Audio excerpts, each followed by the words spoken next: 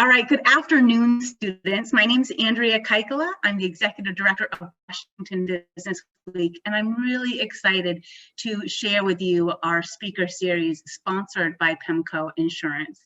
Today, I have with me a good friend and fellow Rotarian, Kayci Wood. We have worked out in the gym together and just really enjoy each other's company, and she's an amazing swimmer. We also swim together. So I have Kayci here with me in my home to share what it's like to be a registered nurse. So Kayci has been a registered nurse for 23 years in the critical care center. She is from Texas, but grew up in Portland and moved up here. She has been at Harborview Medical Center for the last 19 years. So with that, I'm going to turn it over to Kayci to tell you what it's like being a nurse. Whoa. Thank you for the introduction. I love being a nurse. It really suits me. Originally, when I went to college, I tried to major in music, but I quickly realized that that is not where my talent lies. I became a nurse because my mom encouraged me because of my history as a lifeguard. I had gotten my EMT certification and I loved learning more about the medical field, and I was able to do CPR on a person at a convenience store of all places, and they survived. And so that impacted my choice to become a registered nurse. I have an associate degree from Mount Hope Community College, and I actually was accepted into a master's program, and so I'm working on deciding whether or not to continue with that. The master's program would be focusing on education. I've been, like Andrea said, at Harborview Medical Center 19 years. Harborview is a level 1 trauma center, which gets patients from a big regional area, the biggest regional area in the United States. It includes Washington, Alaska, Montana, and parts of Idaho. So we call it WWAMI. I love working at the trauma center because there's so many different opportunities. I had the misfortune of being a patient in my own Harborview ICU in the trauma center when I had a bike crash. I got excellent care, and 6 surgeries later, I'm now back to a regular life. But what I've noticed is that the care there is very unique. We take care of people from all over the world, and we also have colleagues from all over the world that come there to learn. So it's a wonderful place to work. And during my time of recovery from my accident, I was able to do light duty and do research. The thing about nursing is you can do almost anything with a nursing degree. You can do research, you can do learn more about medications, work directly with patient care for physical needs and for mental health needs. So. To our students who have submitted these questions, and so I'm going to go through some regular questions that we're asking all of our speakers from our students and teachers, and then some specific questions. So I will go ahead and move the camera just on Kayci, and we'll be asking her your questions. All right. So Kayci, is anything non-negotiable in the medical field for you? I think one of the most important things is I carry a license, and I have to keep that license safe, which requires me to do things that are right and follow up with my ethics and things that are legal. We actually have an ethics committee if there are any questions that help us maintain our quality of ethics. And what was the most important part?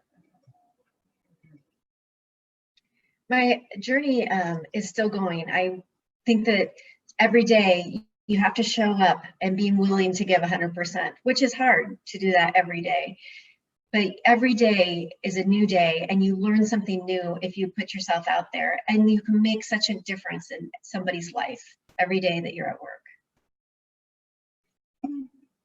Here's a good one from our students. What were your greatest professional failures, and what did they teach you? Well, first off, my grandfather said you never fail till you quit trying, and I do believe that. I have had the worst day of my career actually just recently. The outcome didn't was worse than what everyone anticipated would be the worst possible outcome. Our patient didn't survive despite having done everything right and having the most amazing, brilliant people working to save this life. What you learn is that life is like death. It has its own timing, and we can manipulate that a little bit, but ultimately we are not in control. But what we are in control of, we can work to better ourselves, to learn from what caused this issue and how to maybe impact somebody else's life differently, and what we could have done to foresee that this issue would have popped up. That's a great answer. So do you need to go to college to be about your education? There used to be something called a diploma nurse, and that was where you'd learn on the job. Nowadays, the gold standard is a bachelor's degree. There is an associate's degree that's offered, but often right now, nursing ebbs and flows, and currently everyone wants a bachelor's trained nurse. Getting an associate's degree, which is what I have, is a great entry point. But if you want to work in a hospital, eventually getting your bachelor's degree is strongly recommended. And a lot of the nurses, even the bedside nurses I work with, have their masters as well, or PhDs. Wow. So are there any specific extracurricular things our students can do in high school to prepare to be? One of the things is that I realized when I first went into being a nurse, I had to get my CNA license, my nurse assistant's license, where you do a lot of the grunt work. You help people go to the bathroom or get them dressed. And my first experience was just being in that facility. If you're really interested in nursing, I would suggest volunteering or going and checking out a facility. It's a little different in nowadays times, what they're allowed to do. Some of the jobs that you can do in the industry that don't require higher education is a meal host, where you just bring somebody their meal, which is a strong impact because food is such an important part of daily life. And just having that intro into the environment will give you a better understanding of what it's like to work at the bedside. All right, so now for some questions that are specific for Kayci. What has it been like working in the field during the pandemic? It has been crazy, like the rest of the world. When the pandemic started, I was brought to the COVID ICU. I was one of the first staff that was trained. Back then, we were bleaching our whole bodies when we come out with the PPE, and including our shoes, and mopping the floor with every entry and exit. Because I worked shoulder to shoulder with global health doctors and some of the most amazing minds, in Harborview is actually the resource center for the state for COVID. I learned lots, and it's been interesting to watch it evolve. You see all the things, you hear all the things change. The recommendations from last week are completely different this week. And knowing that they're making that based on science is really helpful. And being there and being part of seeing people, the few people get better, has been outstanding. I think of this one patient that we had who was super sick, ended up on ECMO, and also ECMO, which is heart-lung bypass. So we were oxygenating their blood outside of their body, which requires you to be on full life support, a ventilator, and just dependent for everything. This patient had the fortune to get well, and he was leaving the ICU, I think this was a month, maybe almost 2 months later, and then we lined the halls with our staff and cheered him out of the ICU.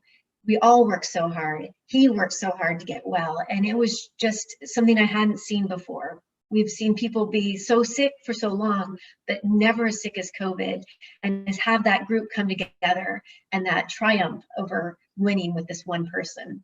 That has been amazing. Oh, such an awesome story. And so rewarding to work in that field. So what advice would you give someone who wants to be an RN?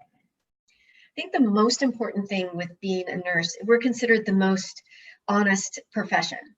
Having a strong background in integrity and honesty, which are two different things. You can have honesty without integrity, but you can't have integrity without being honest. And it's such an important part because you're dealing with people's lives. Their lives are literally in your hands. And so if you like to stretch the truth or something a little bit, this definitely is not the place for you. It's hard work. You don't make as much as you could doing other things, but it's very rewarding. So what about someone who wants to specifically go into emergency medicine? Do you have any different advice that you would give them? Emergency medicine is, I work there through the critical care float pool. So I don't work there full time, which is a good thing, because I have to say it's one of the hardest shifts to work, because it's more physically, mentally, and emotionally demanding, because you're balancing everything. Whereas an ICU or a floor nurse, you have a certain number of patients you can take. In the ER, especially at a level 1 trauma center, we never close the doors. So they just keep coming. And sometimes people come in and they're just super sick, and you can't predict that. What you need to work in the ER is a strong foundation. You need a strong foundation as a basic nurse with medical surgical nursing. And then from there, you can go into the ER. There are some entrances into ER without doing the medical surgical route, but that is really where you build your best foundation, your assessment skills without toys and different adjuncts. And then from there, you can really bloom into an amazing ER nurse. There's special ER certifications. I currently have a critical care certification, which is similar to an ER certification, just has a little different focus, but it still includes a lot of the things in ER. Also, ER, you work with all ages. I am an emergency nurse, pediatric certified nurse, so that when kids come in, I know how to take care of them. And kids are not just little adults, they're very different. And so you really have to have a large knowledge base to be able to care for the elderly, which is a very different specialty, and the children, and then the average Joe. And people come in, say, after Thanksgiving holiday, and they ate too much salt, so they're in massive heart failure, or someone like me who went on a bike ride and ended up breaking their pancreas. So it definitely takes a strong background and a lot of knowledge. Kayci, you touched a little bit on the different fields of nursing. Can you talk a little bit more about that? Because they want to be a nurse, there's so many different fields you can go into. What are some of the fields in nursing? I mentioned research. So when I worked on this research project, I worked with a gal that her only bedside care was actually a nursing school. And she had this brilliant mind for numbers and data. And so research is definitely an option. We have a big psychiatric facility here at Harborview that has psychiatric emergency services. We call it PES, which also requires kind of different specialty and a different flavor of nurse, if you will. I worked at Providence in Portland, and then I transferred up here to Providence, which then was bought by Swedish. Now it's back owned by Providence.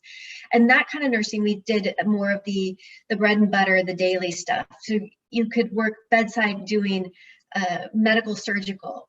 At trauma, you have to go to more of a specialty. And at Harborview, we are that specialty with the trauma level 1, which is the highest level of trauma. And then also we take care of people where they have issues that other hospitals just don't know what to do with them.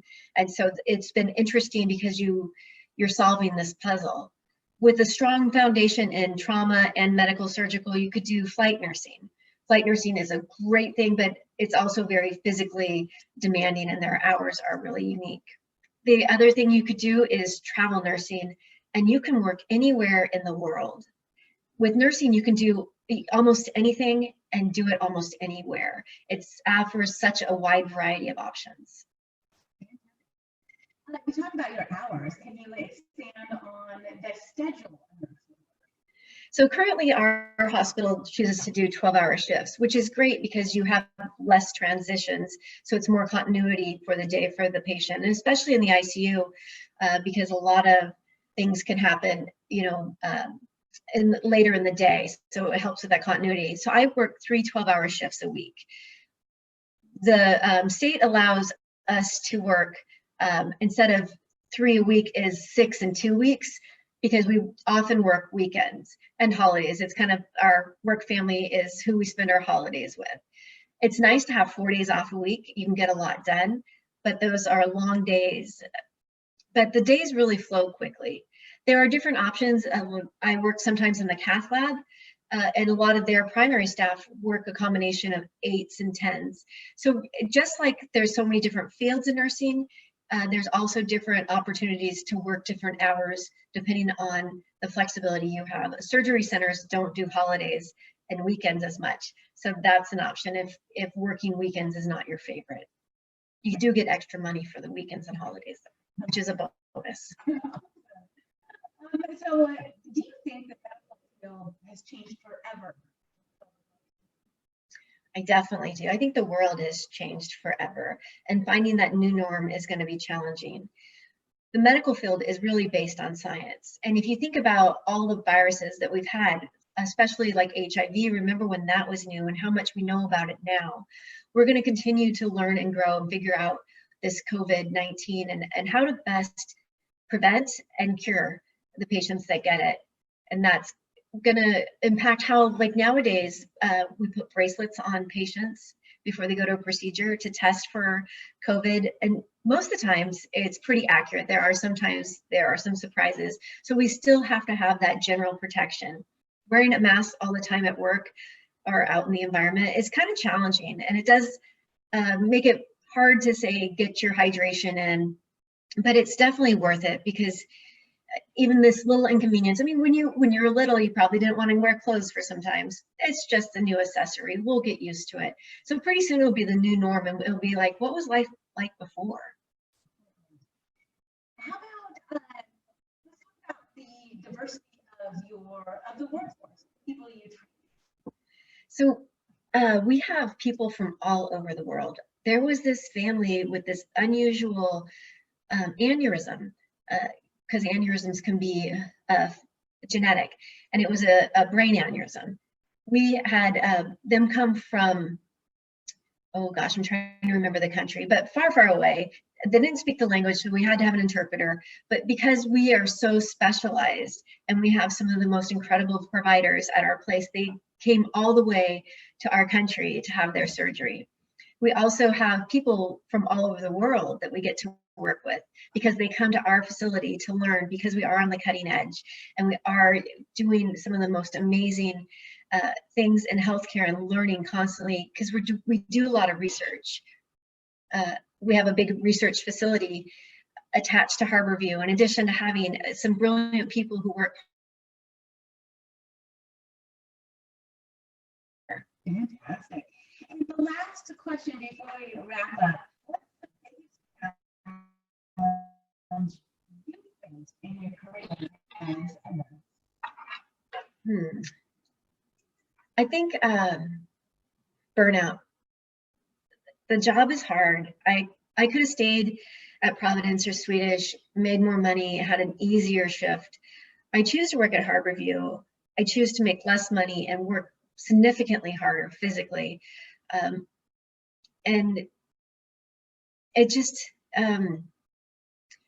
going there every day, willing to be open to learning, willing to put in 110%, which is really needed. And then also willing to support, because it is a teaching hospital, the new people that are coming into the field, new nurses, new doctors. This year has been exceptionally challenging because the doctors finished school online. And let me tell you, that is a different challenge than we've had before. So they have this great book knowledge, but helping people convert that to bedside knowledge and to do it in a kind way, because that's how we best learn, is when someone's kindly encouraging us to get it right.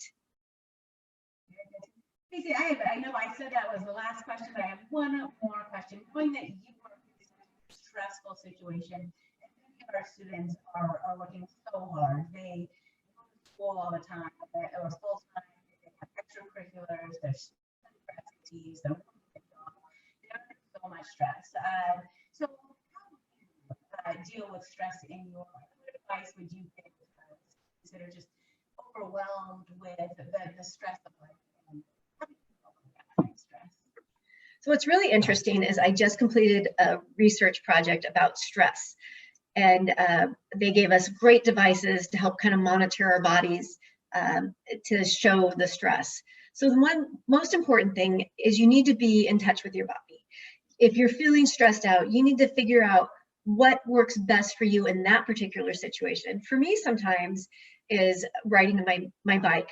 I used to love doing spin class with Andrea because you could just get such a physical exertion out, and that felt great. But I also need time to sit and meditate, or a quiet time. I'm Christian, so prayer is very helpful.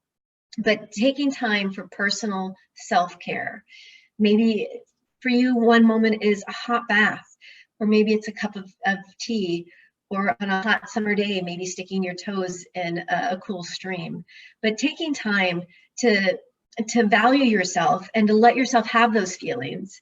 Sometimes crying. I call my tears my pressure relief valve. They're there for a reason. And having the grace to allow yourself to have those feelings is very important. And then also figuring out how to best support yourself, because you can't just be a crumpled mess on the floor all the time. How to go forward and how to take a deep breath and continue to do the hard work.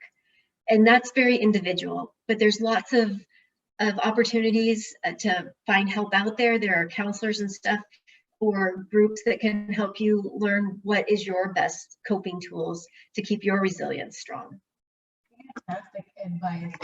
So thank you again, students, for joining us, and thank you for PEMCO Insurance for sponsoring our speaker series. We